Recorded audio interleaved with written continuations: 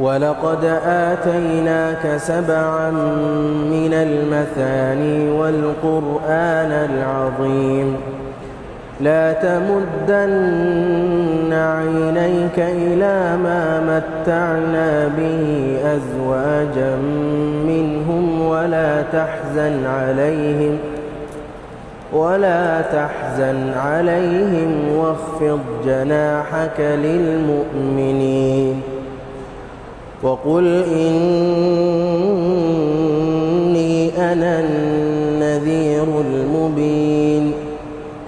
كما أنزلنا على المقتسمين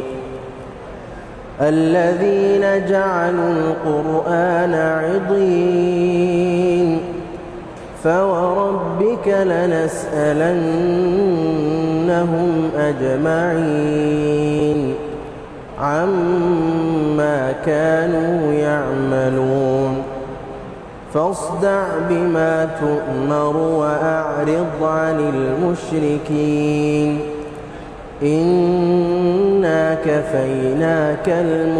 المستهزئين الذين يجعلون مع الله إلها آخر فسوف يعلمون ولقد نعلم أنك يضيق صدرك بما يقولون فسبح بحمد ربك وكن من الساجدين